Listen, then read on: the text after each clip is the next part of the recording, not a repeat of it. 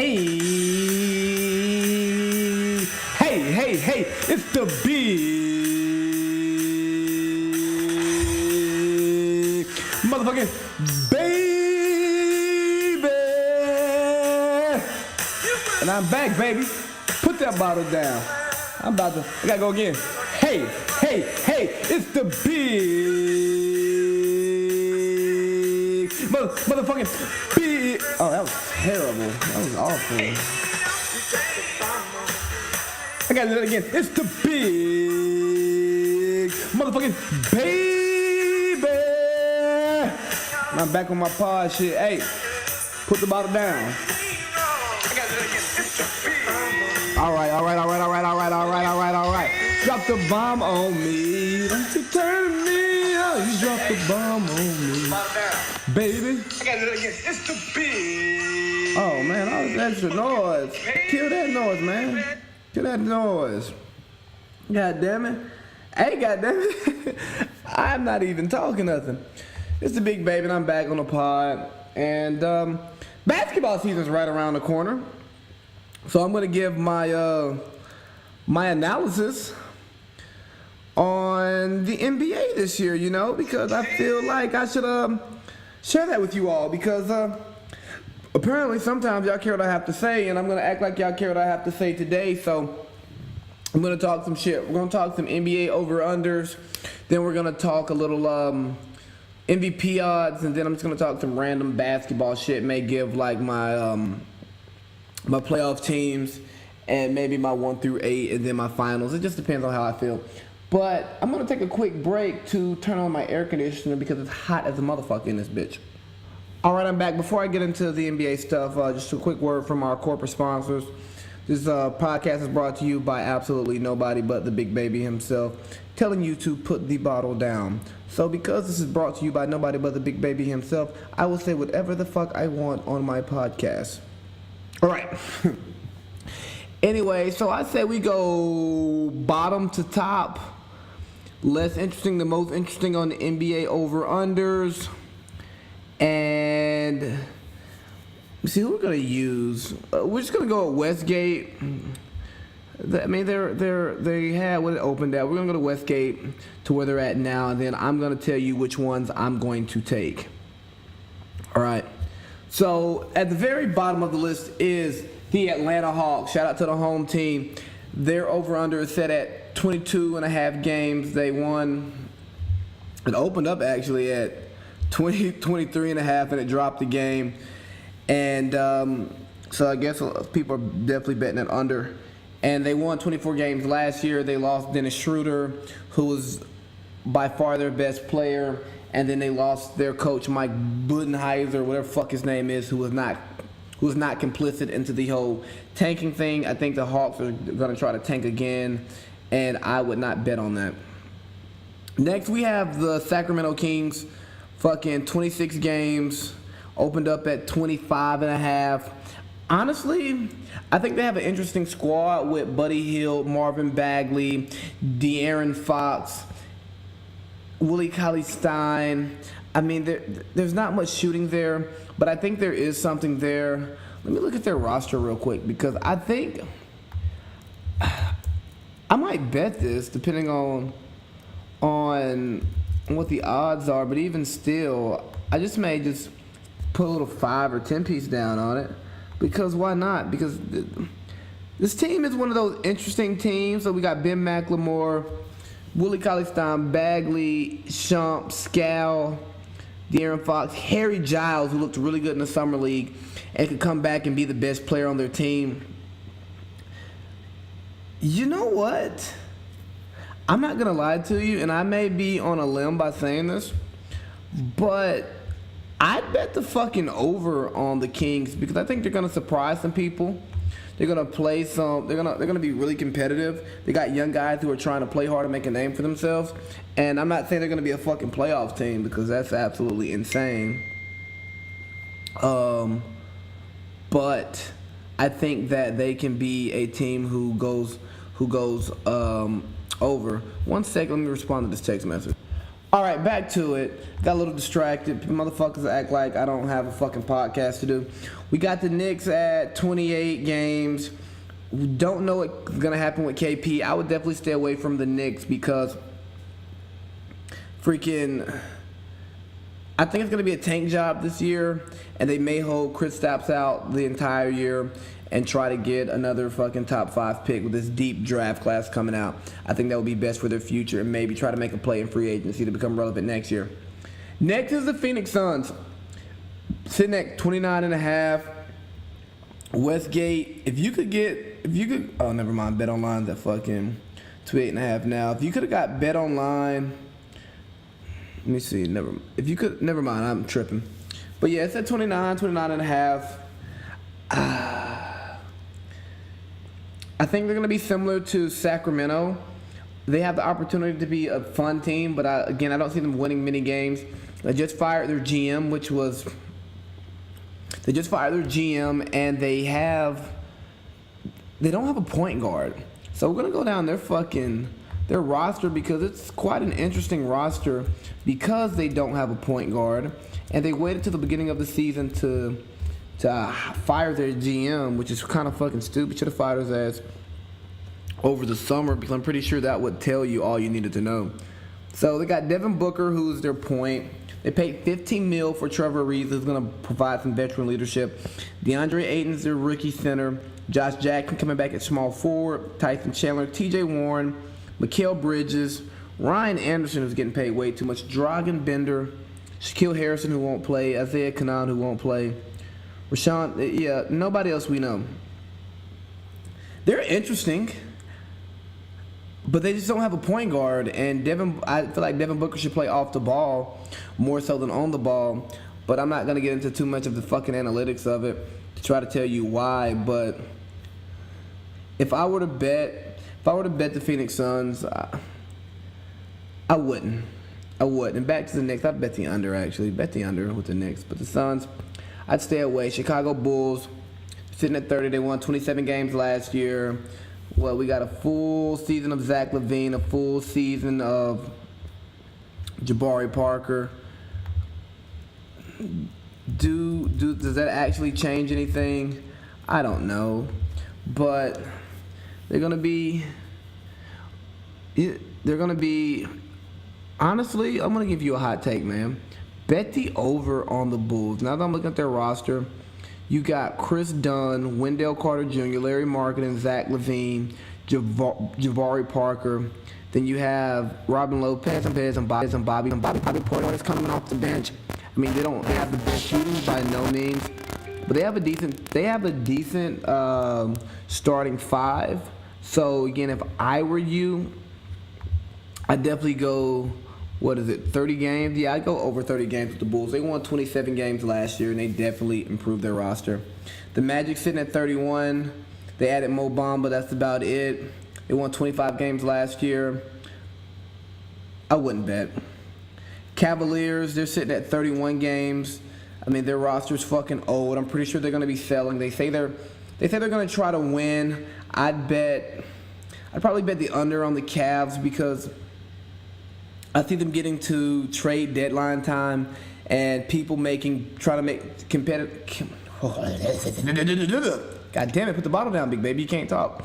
I definitely go under with them because I think they'll be a selling team once we get to the trade deadline, and competitive teams are going to be looking for veteran players who've been to the playoffs, who can add something to their roster, and Cleveland can start trying to gather some cap space and acquire young talent. But then again, they could flip it and try to compete and be a 42-win team and try to flip in the bottom of the East. But I don't think that roster was fucking terrible, and I don't think that Colin Sexton is ready to step up and do that. And Kevin Love is going to have bigger numbers, but I don't think they're going to be that big to make that much of a difference. I mean, you're just not going to replace LeBron James, and essentially LeBron James carried that team. Nets at 32, I'd stay away. Memphis, 33.5. Who did they add? They did get a good rookie, and they do have a healthy what's his name? Point guard Mike Conley Jr. coming back. So let me see what we got here with the Memphis Grizzlies. So we got Marc Gasol. Yeah, we got Marc Gasol, Mike Conley, Chandler Parsons if he could get healthy, Jaren Jackson. Oh yeah, they picked up Kyle Anderson from the Spurs. So this is an interesting team right here. Unfortunately, they let my man's go. What's his name? Tyreek. He would have been a good. They should have traded him at the trade deadline last year, so they would have got some value for him. But instead, they let him walk. So Memphis is going to be interesting. Yes, they're in the West, but I don't think they're a playoff team, but I think they win more than 33 games. They won 22 last year, but they were injury riddled. And they added arguably one of the best rookies in the draft to their team. So I'd go with the over on the Memphis Grizzlies. Look at them around that 35 game range and maybe even nipping at 40. Next, you got the Dallas Mavericks, another fun team. You're going to have Dennis Smith Jr., the prodigy who is the biggest mistakes in Hawks history. Fucking, what is that kid's name? Why can I not think of him? Like, all the people who I can't damn think of, the European wonder, I cannot think of his name. I feel absolutely terrible. That lets you know that I am not a sports guy anymore. Luka, damn it. They got Luka Doncic. They signed DeAndre Jordan. They still got Harrison Barnes. And they have the veteran knowledge that is Dirk Nowitzki coming off the bench. And they also drafted Jalen Brunson as a backup point guard, and JJ Barea provides some toughness. So if you look at this roster, like 1 through 6, 1 through 7, I think they're going to be all right, especially if Luka can step up and make an immediate impact, which he played in the highest league in Europe, and he was an MVP there. So it's not like he was a scrub in Europe. He was the best player in the best league in Europe. So I'm not saying he's going to come to the NBA and be an all-star his rookie year. Fuck no. But I think Luka has the opportunity to really make a splash here.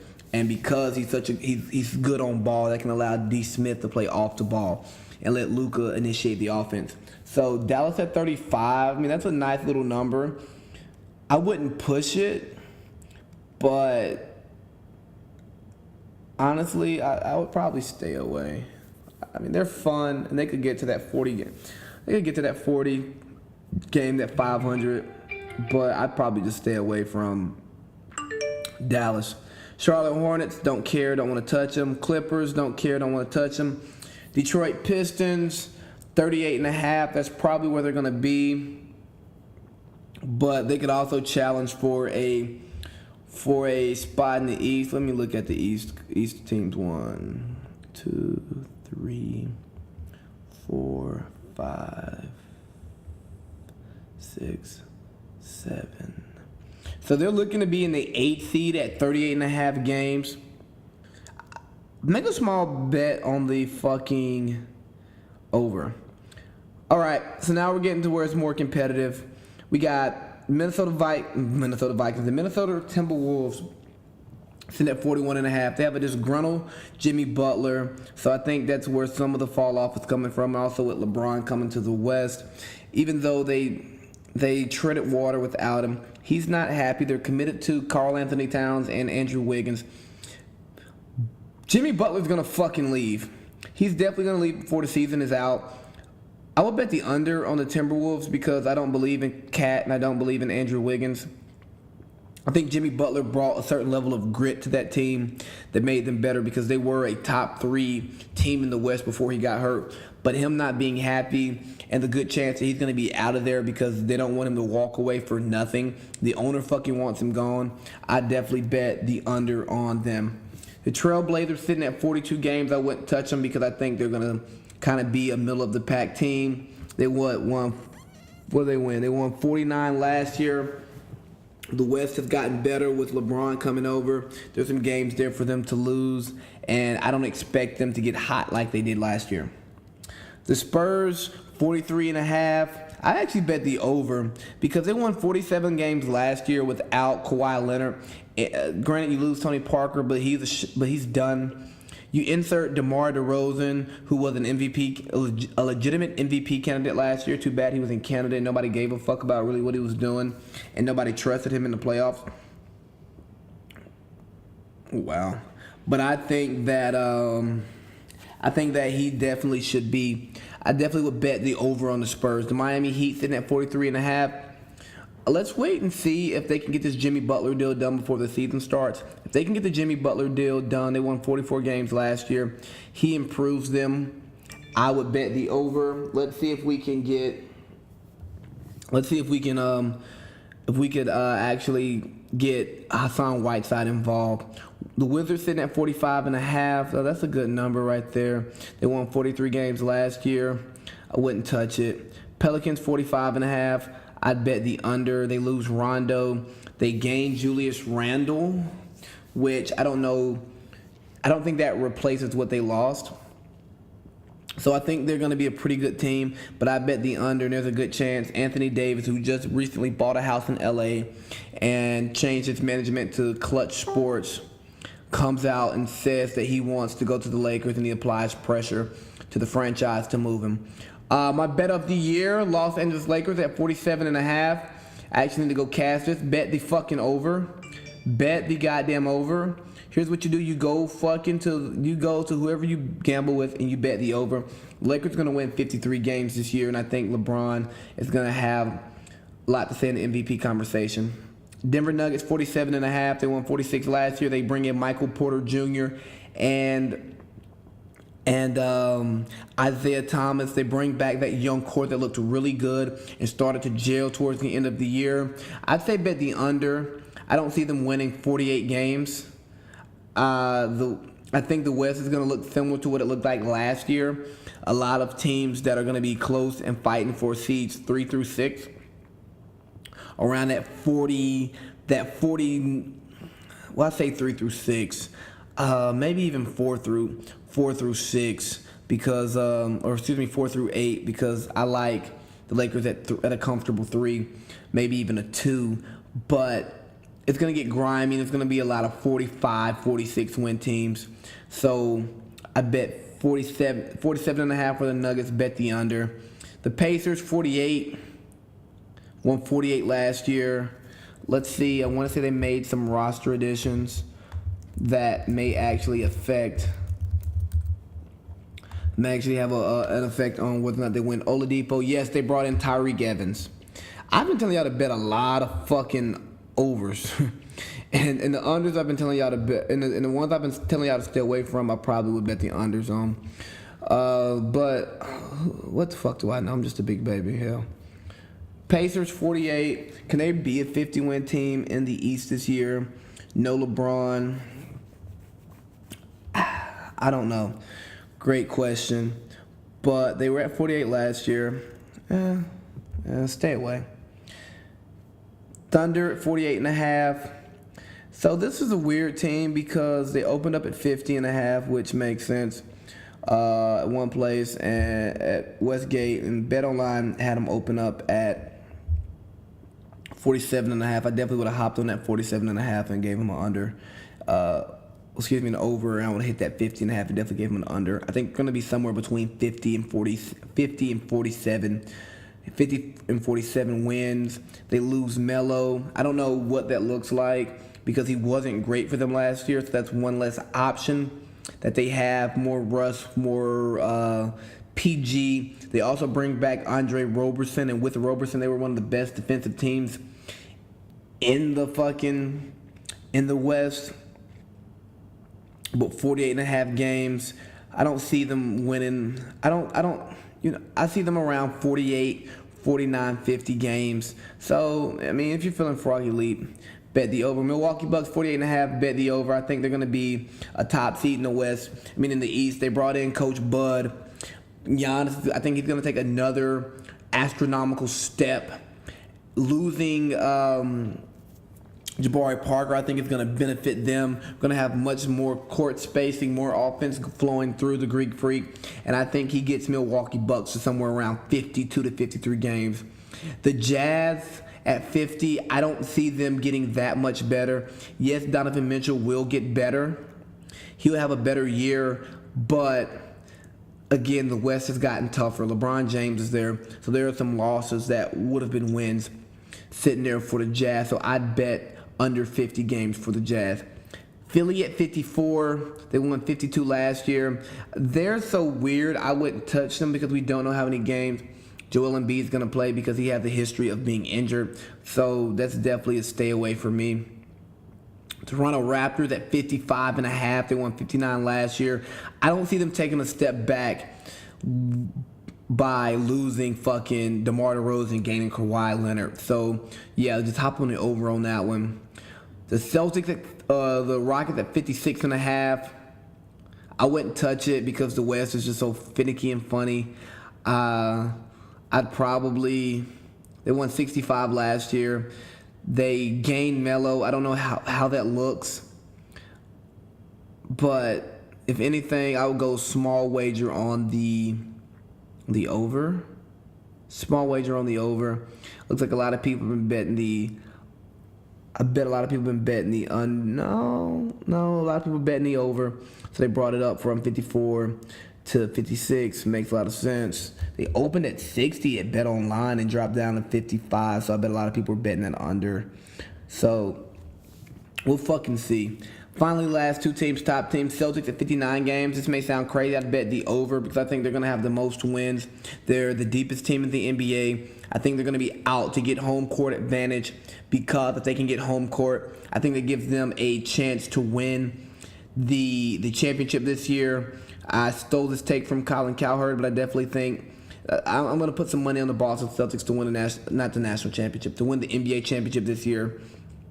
I can definitely see that happening. We got the Golden State Warriors at 62 games, bet the under. I don't think they won 58 games last year. Yeah, they bring Boogie back, but it's going to be later in the season when he starts to play. I don't think they're motivated by the regular season. They're going to be lethargic in a lot of games. They're not going to come out firing. They're going to get to where they need to be because they know they can win anywhere at any time. So 62. Excuse me, that's a high number for the Golden State Warriors. So if I were you, I would definitely bet the under there. All right, so we're going to take a quick break before we hop into the NBA MVP odds. Shit, man, I wish I could tell you who this ad was brought to you by, but we don't have ads, so this next ad is brought to you by nobody. Absolutely nobody, because nobody gives a fuck about this podcast. No. Shout out to the fans, the people who actually listen. I'm trying to show a little bit of range, getting into sports. I started gambling a little bit more in sports, so I'm just going to give you some of my takes. I'm by no means an expert. I take other people's gambling shit and I kind of run with it. But this is the first time that I've actually talked any type of gambling on my podcast, and these are my guesses, my assumptions based on roster moves. Didn't really put too much analytics into it, but just some things that I see. And a lot of the ones that I talked about for stayaways, I'd probably bet unders on, especially these tanking ass teams, because tanking does still exist. All right, so we're about to transition into MVP odds. Whew. All right, now to MVP odds. I think this is the year for, I'm going to come out and say, I think this is the year for LeBron to win the NBA MVP. Lonzo Ball, 450 to 1. Could give a fuck. Don't care about KP. Jason Tatum, don't care. Gordon Hayward, don't care. Okay. James Harden, 11 to 2 odds. Don't waste your time. He had a nice narrative last year, but he sucked in the playoffs. People are going to remember that. He got his MVP. Don't know if he necessarily deserved it this past year, but he got it. I think he's done. I don't think there's much he could do to win an MVP unless they go and have some type of crazy historic season, which I don't expect from them. And yeah, Jokic, don't care. DeMar DeRozan, fuck no. Joel Embiid, 16 to 1. I think this is a nice value bet right here because Philly, if he's healthy all season, he has the opportunity to score somewhere around about 25, be like 25, 26. 12 to 14 boards a game, 2.5 blocks. And if he could put Philly in that 1 seed or maybe even that 2 seed in the East, somewhere around 56 to 57 games, then there's a chance for Joel Embiid. So at 16 to 1, I definitely will put some money on Joel Embiid to win the MVP. Kyrie Irving, another one at 16-1. He had a great season last year. If he can get through the season, it's going to look good for Kyrie, because the thing about Kyrie is that he's on a team that's going to have the wins. He has the roster around him to fucking get to where he needs to be. So I really think Kyrie has a chance to fucking to win the MVP, and especially at 16-1, that's a good value pick. I mean, you could turn 100 into 1600, obviously. But if you look at his numbers last year, he was right around about 24.5 points a game, 5 assists, almost a 50% field goal percentage, 40% from three, 89% from the three. So he was almost 50, 40, 90 with 25 PER. So the efficiency numbers were high, but he just didn't finish the season. So if Kyrie finishes the season, he gives you 75 games, and he can duplicate those numbers and lead those young Celtics to a 1 seed and a dominant 1 seed, and they hit that 65, 66 win type total, which I think they're capable of doing this year. Kyrie Irving may win his first MVP award. Definitely going to play some money there.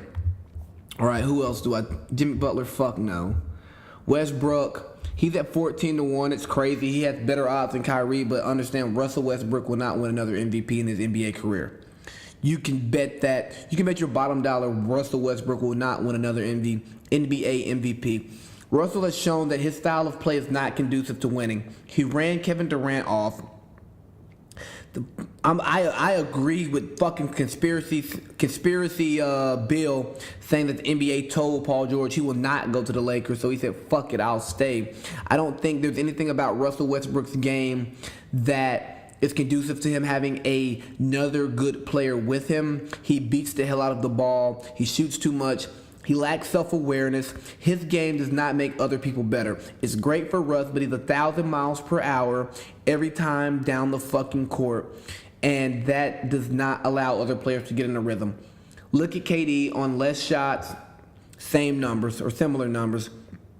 Look how Victor Oladipo got better when he left Russell Westbrook's system. And yes, we can say he changed his body, but also he finally got the opportunity to play the shooting guard, get the ball in the rhythm of the offense, and make things happen.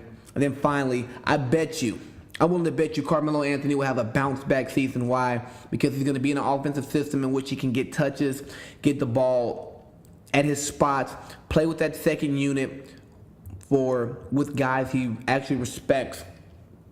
And he's going to show some improvement from last season because he's not playing with Russell Westbrook, who beats the hell out of the ball and passes it to you with 2 seconds left just so he can get an assist. Steph Curry, 15-1. Kevin Durant, 9-1. I wouldn't put any money there because both of those guys are going to cancel each other out.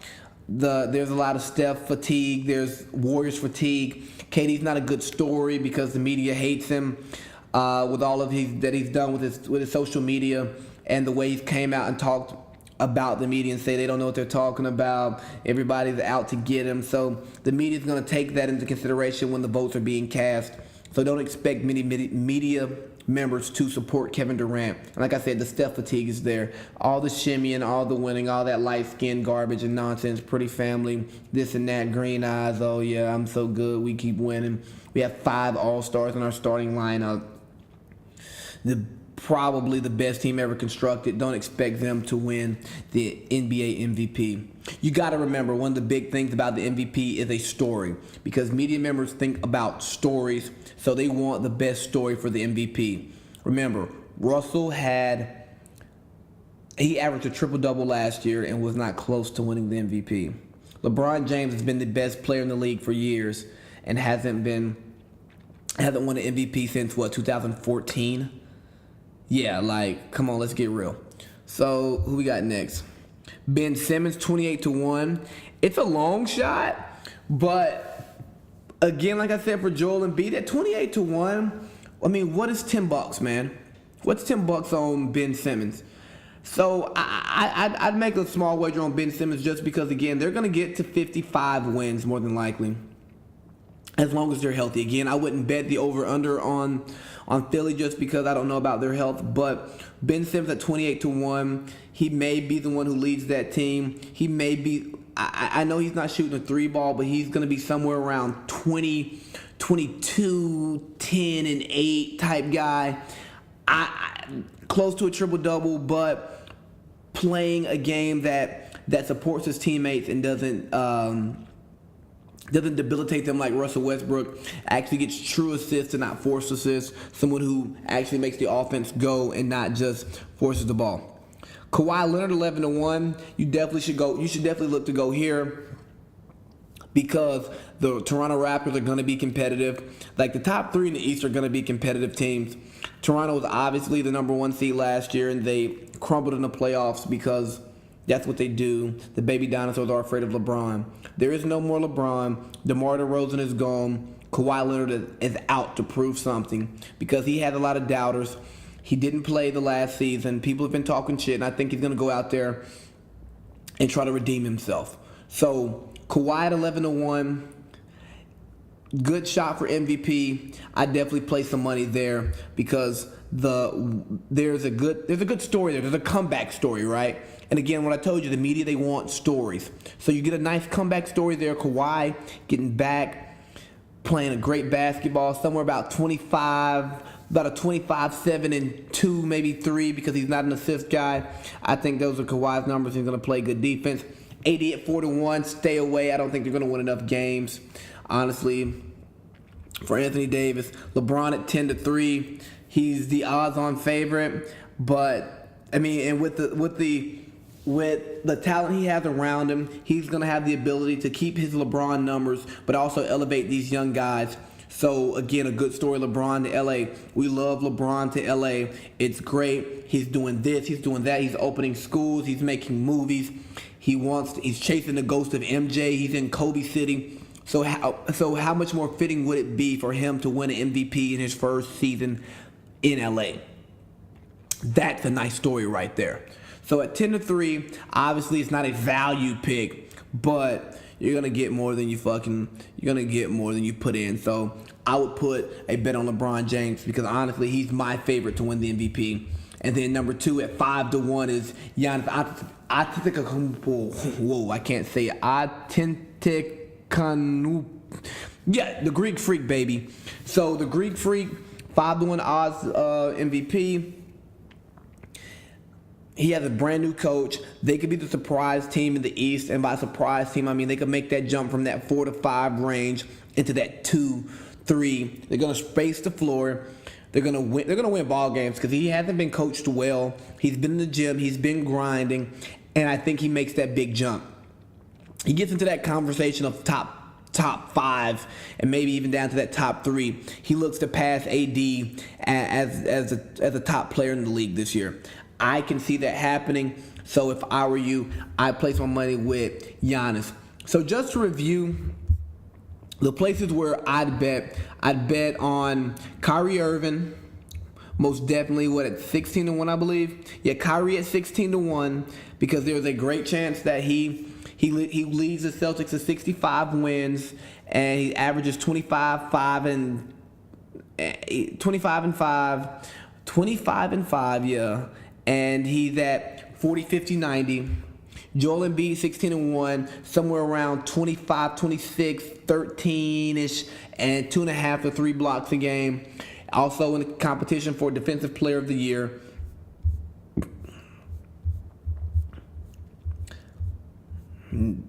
Ben Simmons, just because it's such a value pick, man, it's 28-1. You just give him $10-20 and you just roll with that. Kawhi, yeah, you go with Kawhi, and then finally LeBron, who I'd place most of my money on. Then the Greek Freak. So if we're gonna rank them, right, I'm going to go LeBron, most likely to win MVP. I think LeBron is most likely to win MVP. Followed by LeBron, I'm going to go with Kyrie. And granted, I think Giannis is going to take a big step. I think Kyrie has the infrastructure around him, the team around him, the bringing back the Celtics, still a good story, coming back from injury, trying to reignite that Bulls-Celtics rivalry, the team that can take down Golden State. that puts Kyrie in a very competitive situation to win the MVP. And then if LeBron is balling, which we know he's going to do, if Kyrie is balling, Kyrie versus LeBron for MVP. Again, another great story. Followed by those two, I would go with the Greek freak Giannis, followed by Joel Embiid, and finally Ben Simmons, who is the best value pick for MVP. All right, so next, I don't really want to. Do I really want to get into seedings? Yeah, fuck it. Why not? Let's pull it up. So let's pull up NBA teams. Actually, I'm gonna take a quick little break to grab me a little bite to eat, and then I'm gonna talk about where I see each team seeding out this season in the NBA. So if I was a real journalist or a real podcaster, right, I probably would have like taken my over-unders, racked and stacked them, and gave everybody a certain number of wins, and then figured out who my top teams in each conference was.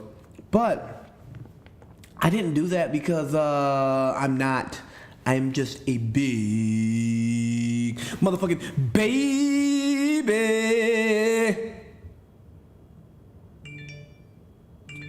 And I damn sure ain't putting no bottle down, you know. Who is this? 1 second. Gotta respond to a motherfucking Instagram DM. So while I was taking a break, I had a great idea of another podcast. I'm probably gonna end up recording tonight since it's fairly early. I'm gonna talk about victim behavior, and I wonder what it would be like to have white privilege. Anyways, back to our NBA stuff. So the way the East shakes out, the way I see it, pretty much the top 8 teams that are in the over-under are kind of the teams I see making the playoffs. No, bitch, don't go back. Go stay where you were. So if you ask me, I put the Celtics in as the 1 seed. We'll go out on a limb and put Milwaukee at a 2 seed. I think they make a huge jump. I go 3 seed with... Oh, shit. Hold on, let's try this over. Celtics is definitely my 1 seed. Who's my 2? Philly's going to be my 2 seed. Milwaukee, Philly, and Toronto are going to battle for 2, 3, and 4. But for the sake of this podcast and what I want to happen, Celtics 1, Philly 2, Milwaukee 3, Toronto 4. Then we have a big drop off. We put John Wall in at the 5 seed, Washington. Then we get to the 6 seed, Miami. Oh no, Indiana actually at the 5, Washington at the 6, Miami at the 7, and I put Detroit at the 8. And I got Cleveland maybe on the outside looking in. Hopefully Charlotte trades Kemba Walker. In the West, where it gets more interesting, I still think Golden State will be a 1 seed, but they won't have that dominating season like we think they're gonna have. I'm gonna put Houston at a close at a 2, the Lakers at a close 3. Then it gets real interesting here. Let's see. I like Denver at a 4. I like OKC at a 4, Denver at a 5, Portland at a 6, San Antonio at a 7. And I think that 8 seed is gonna be kind of crazy, but it's gonna be a fight between Denver and Memphis. I think Denver and Memphis fight for that 8 seed, and Dallas is close. No, I don't know. You know what? Fuck it. I don't know who gets into the West because there's too many teams to choose from. But if my prediction goes correct and Anthony Davis gets traded to the Lakers, then maybe the Lakers become a 2 seed. What do I know? So I made all these predictions. I don't know my 1 through 8. Even if I think about it analytically and critically, I can't come up with a decision to do that. And if you want to be perfectly honest, I've been inspired to talk about this whole white privilege thing and start writing about it. So I'm definitely going to just shut the fuck up and end this podcast. It was fun talking basketball, though. It was real fun talking basketball. I can't wait till the season starts. And if you take any of my betting advice and you don't win, that's your problem, not motherfucking mine. But anyways, put the bottle down and the big baby's out. Bitch.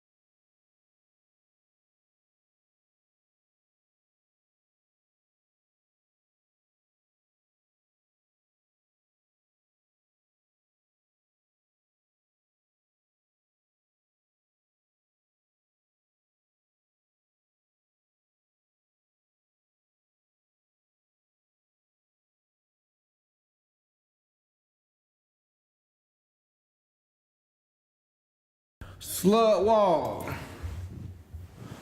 I don't even understand how to make a slut walk. Well, actually, I do.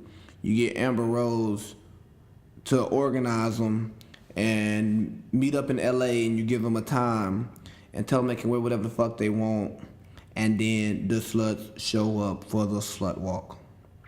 I'm kidding. Obviously, the slut walk is just not a slut thing. It goes back to the whole woman gets raped or sexually assaulted, and there's an issue with like her jeans. They're like too tight. They're tight jeans, so like the guy got off because it was like she had to have consented and taken off the jeans because the guy couldn't rip the jeans off. So that's kind of where the slut walk started, and I think it's a powerful movement, and it's definitely growing. But as you all know, I'm also very, very, very critical of Amber Rose because her coarse presentation and her voluptuous body, can sometimes make people uncomfortable. And yes, discomfort is definitely an impetus for change, but also it causes people to shut you off and ignore you. So there was an interesting poster that Miss Rose had at the slut walk that got my attention. And it says, "Wife a slut, we're more fun." Okay, so here's my big issue with that. She talks all this shit about fat shaming, body shaming, slut shaming, ugly shaming, face shaming, feet shaming, shaming, big shaming. They really shaming, or no, they shaming. You know what I'm saying? Like she does all of that. So now at this point, are you trying to shame traditional women? You saying wife a slut, we're more fun? Are you, or like, what does that mean? Do you think just being a sexually free individual, for lack of better terms, makes you a more fun person? I can definitely differ because who are you to define what's fun? Maybe what you do is more fun for you. Oh yeah, wife a slut is more fun because maybe that's all you want to do is just fucking fuck a motherfucker's brains out. Then that's fine. Which I'm not saying that that's what you want to do, but what the fuck do we think of when we think of a slut? A freak, a nasty motherfucker, somebody who likes to fuck and fuck multiple people.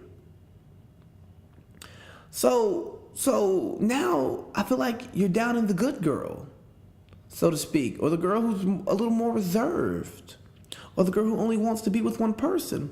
And now look at me, I just got done talking about the big three, the three-woman theory, and I'm talking about the girl who wants to be with one guy and praising her. But my thing is, let's praise people for their individuality and what they want to do. Let's not say a slut's more fun, because honestly, for me, I don't know if a slut, well, maybe it depends on what we're doing. Building a family, one night stand, all right. That's definitely more fun. But it kind of speaks to the hypocrisy that we find in so many leaders, that people want their voice to be heard and they want you to digest their message, but they don't necessarily want the other message to be heard. And again, if you're spreading a message, that's obviously what you're going for. I'm not an idiot here. But at the same time, if you're coming from an open-minded point of view, a point of view where you want people to make decisions and not be judged for the decisions that they make, even though decisions have fucking consequences, therefore there's a certain level of judgment that should come with that, because if you make decisions that have negative consequences often, then your judgment's poor and somebody needs to fucking tell you that. But neither here nor there. If you're coming from this open-minded women's empowerment thing, then I think you should empower all women. You shouldn't just empower the women who are like you. And maybe I'm just taking this post and I'm running with it and going out of control. But I really think that that's fucking bullshit. And it just really shows that maybe you're not as invested into the women's empowerment from the true sense of empowerment like you think you are. You're just more interested in pushing your narrative instead of a narrative that glorifies and uplifts all women. No, you just want to glorify the women who are like you. But look, Amber, all women aren't like you. All women don't want to objectify themselves for financial gain. Everybody wasn't found in a strip club shaking ass. You know what I'm saying? That's not the route that every woman went. And I think you should have more respect for the women who choose not to go that route, just like you want everybody to respect you for the route that you went and the person that you portray. But again, what do I know? I'm just a big motherfucking baby. But here's what I want you to do, Amber Rose. I want you to put the bottle down, right? And stop saying that you're here for all women. And just say, hey, you just want people to stop talking shit about hoes. 'Cause that's what it is. You tired of people talking shit about hoes and calling them hoes and judging them for fucking off on a bunch of other people because society has trained us to believe that men can fucking fuck who they want and women can't. Got it. You're trying to break a societal norm. Great. Good on you. But don't judge those people who are okay with that societal norm, especially those who've made a conscious decision to accept that societal norm and aren't just following it blindly, just like you have some blind witnesses. Amber Rose, put the fucking bottle down. So in other women's news, and goodness gracious, here comes the big old bad man bashing the women, but fuck, gotta provide perspective to some of this shit because a lot of times we don't offer perspective on many things, and that's what I'm here to do. So, Betty Wilder, or shit, I can't fucking read, Betty Midler? Betty Midler, there we go. This motherfucker needs to put the bottle down and secure it. She don't need to touch that damn bottle again, because when I tell you I hate a drunk, this bitch might be the drunkest bitch out here. They need to ban her from the bar. Excuse me. Women are the N-word of the world. Raped, beaten, and enslaved. Married, worked like dumb animals, denied education and inheritance, endured the pain and danger of childbirth. Life in silence for thousands of years. They are the most disrespected creatures on earth. You mean black women? No. You just mean women, right? All women. Oh, okay. They should be the N-word. So, she backpedaled, but first I'm just going to attack this first tweet. You dumb bitch, you. Even if that's the message you're trying to get across, to get people to recognize all of the negative things that have happened to women and how women have been trained to live a certain life that may not have entailed, that have not entailed all the rights that men have had. Let's be real here. Using the N-word is not the right word to use to get that message across, because people are going to see that and they're immediately going to shut you off. One thing that I don't get by so many of these public figures is they try to get a certain message across, but their messaging is so terrible. It's like, yo, do you have a PR department? Is there anybody in your ear telling you that, hey, this is going to sit this way with this demographic, so I probably wouldn't do it? Or do you just live in your fucking Hollywood bubble so you don't fucking know what like normal people think because you're so far removed from the average person? Probably so, because that's what really happens to you people. You fucking get in your bubbles, you don't understand how normal people think, and you just talk on your fucking elitist Hollywood high horse. And it's fucking stupid.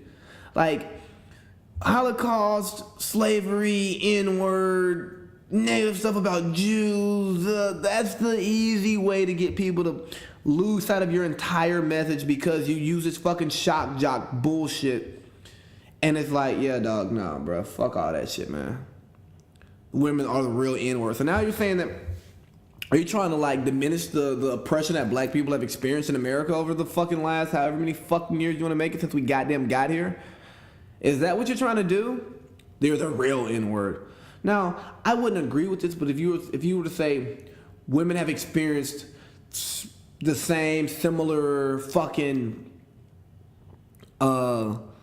oppression that black people have, I would, still offer a counter argument that like y'all weren't enslaved and beaten. So no, granted you didn't have all the rights of white men. Those are the real winners out here. But I would say, okay, baby, I see where you're going. But to say that women are the real N-word, that's just ignorant and stupid. Twitter should suspend your account. Whoever fucking employs you should fire you because you are obviously a dumb bitch who lacks perspective. Excuse my harsh language, but nah, dog, like that's just fucking stupid. Here she goes, backpedaling. Let's see what you got, prime time. I gather I've offended many by my last tweet. Women are the etc. A quote from Yoko Ono in 1970 something, which is I never forgot. It rings true and it rings true today. Whether you like it or not, this is not about race. It's about the status of women and their history. So here's what's happened so many times in American history: that when black people are fighting oppression, the women's movement kind of tries to hijack it and fight their own oppression. Which oppression on all ends is wrong, and we need to make sure that we're doing all that we can to end oppression. But what we don't need to do in our fight to end oppression is to take away from the narrative of someone else who's being oppressed, right? And that's exactly what she's doing. Because, I mean, if you look back at the women's suffrage movement, those women who were looking for equal rights for women weren't looking out for black women. They were looking out for just white women. So, yes, they wanted their women's rights, and they deserve their women's rights. But at the same time, you're not looking out for the rights of all women. You're looking out for the rights of yourself. And Miss Betty Midler, whatever the fuck her name is, she's doing the same fucking thing. She's trying to equate one of the most disgusting, just one of the most disgusting, embarrassing times in human life, of like what has been done to African Americans in America, especially in the times of slavery, and where the N-word was pinned and turned from a descriptive term, negro, which means dark or black, to a fucking derogatory term that has fucking damned a fucking race of people for years. I just think that's just trash. That's ignorant. And it speaks to where we are as a people. Like, there's still so much division with other people. I don't understand why somebody would want to diminish a bad thing that's happened to somebody else and say, oh, it's not that bad. You don't fucking know. You didn't go through it. Now, you can speak from your perspective and be like, from my perspective, here's what I see, but I don't fucking know because I didn't go through it. That's why when I speak about things, I speak as a black man, because I can only speak from that perspective, because that's what I am. I don't know what it's like to be a fucking white guy, fucking black girl, white girl. Like, I don't fucking know, so I don't try to speak on that shit. I speak on what I know. And I draw from my ghostwriters different perspectives so that I can try to, stay grounded and have an understanding of what other people are thinking, so that I am sympathetic and empathetic to those who have been through things that I have not been through, or have been through some of the same things I have been through and I have experienced. That's what I go for. But obviously Miss Midler doesn't do that. She just tweets random dumb shit to get fucking attention that is stupid, and hopefully somebody in her circle told her how goddamn dumb that was. And her backpedal, which was a slow backpedal, I shouldn't call her prime time. She's more like, I don't know, the Falcons secondary right now, the Steelers secondary right now. I mean, she really got burnt there, like, baby. Yeah, like you had a long night with Lawrence Taylor and tried to play the game, but you ain't LT, baby. You can't play like that. You ain't built for that shit. Put the bottle down, girl. You can't. Like, fuck. That's just so, I don't know, man. Stuff like that just really gets me going. It really gets me going because, like, it's disgusting. Like, how do you not have, like, how do you lack that much perspective? Do you not understand the strength of the N-word? It's one of the strongest words coming out of somebody's mouth who's not African American. Yes, that's hypocritical, but that word has so much strength. And the second you use that word in a way that diminishes black people in any type of way, you've lost us. You've lost so many people. Why?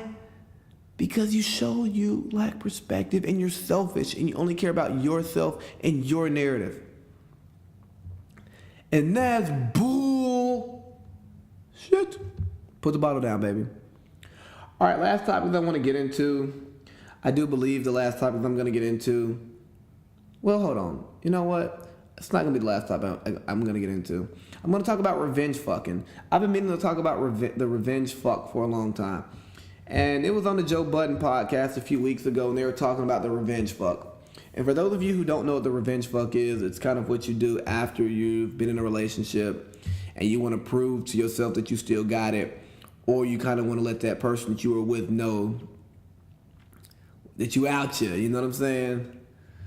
It's just like the post, you know, I'm single, ready to mingle, it's summertime, blah, blah, blah. You know what I'm saying? A little dumb shit like that, just so that person sees it. So for one, I think the revenge fuck is petty and childish. Like, petty and childish. Like, what's the purpose? But then again, what do I know? I'm just a big motherfucking baby. But here's what I say for all of you. Oh, hold on, I don't want to go there yet. So with the revenge fuck, here's how I'd handle my revenge fuck. I'd get mine off just so I was like, okay, yeah, I still got it. I can get out here in these streets and stick and move. Because, you know, when you've been in a relationship for a long time, and if you've been faithful in that relationship, sometimes you forget whether or not you can still get out here and whore. You know what I'm saying? Hit a chick with the moves to get the one night stand, or just, you know what I'm saying, get some pussy off the scrim. So, you know, you got to go out there, you got to do it, make sure you still got it. But type of guy like me, I'm not going to broadcast it at all. I'm going to keep that shit in the tuck, right? Because for me, it's all a personal thing. It's not about hurting that other person.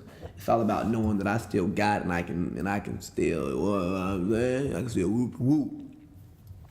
But I found another interesting perspective from somebody, actually a chick, who told me that, like, nah, she gonna get her revenge fucking that shit coming out. Cause she gonna let that motherfucker know, hey, yeah, you might be gone, but hey, shit changed over here. But I think that kind of goes to the whole, like, woman thing, because the woman can go get what she wants when she wants it. There's never a problem there. So it's more of a spiteful thing, right? I think for the woman, it's a spiteful thing because she wants the man to fucking hurt. Whereas from a man's point of view, it's like, nah, I'm just trying to go out here and just give me something new because I ain't got you no more. You know what I'm saying? I ain't got home base. And, I mean, shit, man. It's dry here in these streets, bro. Ain't nobody trying to live in the desert their whole life. You know what I mean? Like, shit, man. We putting the bottle down, but, I mean, and sometimes I got it down, moisten our tongue up. You know? You feel me? And then there's also, like, the mature point of view that's like, oh my God, I would never just put myself out there like that just for anybody to have me. I would obviously, like, wait until I find that right person who comes around that makes me happy. They make my light blink. You know? They dot my I's, they cross my T's, and that's why I love you, and then I'll give it up to that person, yeah. It's good for you high moral people. I really applaud you all. I want to be like you when I grow up one day. I want to get to that point to where I don't do things out of spite or things just to say that I still got it. But the last topic I want to get into is actually a pretty serious topic, man, kind of personal. Hope I don't offend anybody who listens to this because, yeah, fuck it. Yo, having friends who date suck. Like, when you have mutual friends who are together, that is one of the worst situations in the world to be in. Let me tell you. One of the worst situations in the world to be in. Why? God damn, my phone's ringing. Fucking stop.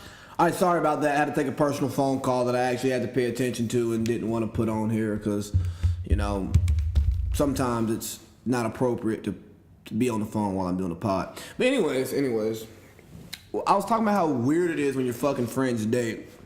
And here's why it's weird when mutual friends date. Because when fuck shit happens, you can sometimes get caught in the middle. And if there's not a solid understanding of how these situations are going to be handled before they happen, you get fucked. And if there is a solid understanding of how these situations are going to happen, you still may get fucked or end up feeling badly. So, I do not have the right headphones in. 1 second. All right, now that I got the right headphones on, I feel more comfortable talking about how fucked up it is when your friends date and they break up and shit. It's just not like as it appears. So here's my stance on those things. I don't get in other people's business. Why? Because they're fucking adults and it's not my business.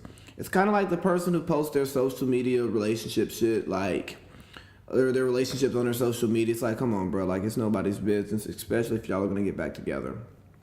And even in my own personal relationships, like, I may talk to some people about it, but I don't give them, like too many details, because at the end of the day, like, I don't want the people in my life to feel a certain type of way about somebody who I care about and are going to end up being with or living with.